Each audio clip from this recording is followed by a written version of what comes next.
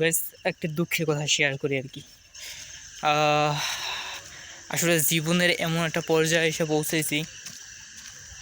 অসুস্থতা এমন একটা জিনিস যেখানে মানুষ গেলে পরেই বুঝেছে জীবনের কি একটা খারাপ পরিস্থিতিতে আছে। এছাড়া যতই টাকা পয়সা হোক বা যে কোনো ধরনের অশান্তি হোক, ওইটা আসলে সাময়িক সময়ের জন্য এসে আবার চলে যায়, আবার সুখ আসে। ওইটা আর কি আপেক্ষিক বিষয়।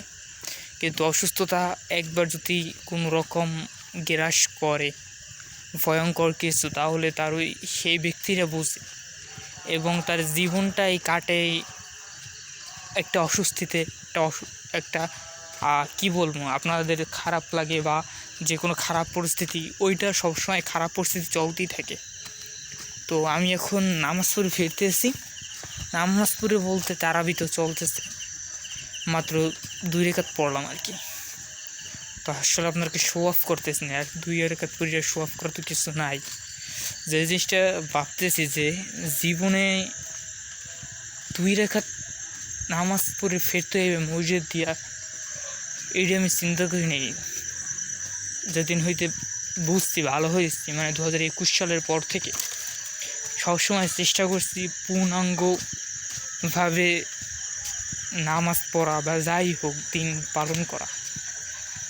তো এর আগের তারাবিতে অনেক মজা করতাম, ওগুলো বাদ, কারণ ওই সময় আমি অতটা বুঝতাম না।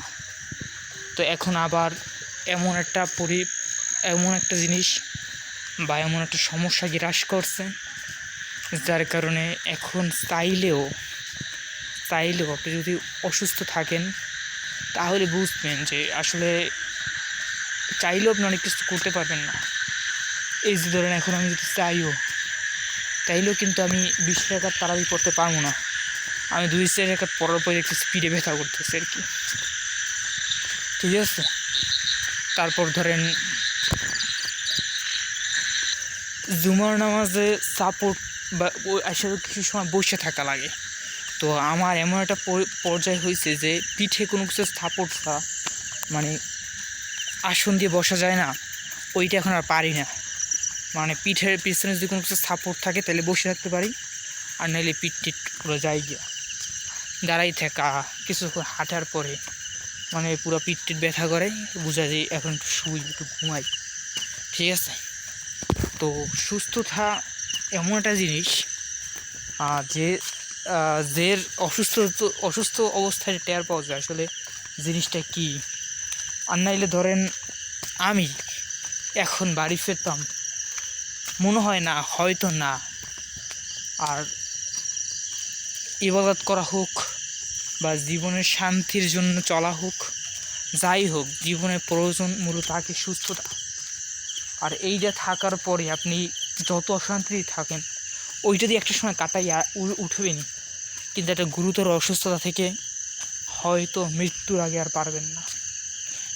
এইটাই আর কি ভাববে খারাপ লাগতেছিল যে তারা হয়তো আমার থেকে আমল করিয়া, নামাজ পড়িয়া বা কোনোভাবে আগাই যেতেছে, আর এখন বাড়ি যে আমার কি আর করবো, এই আর কি। তো এই আর কি জীবন চলতেছে, তো শেয়ার করলাম আর কি এটা।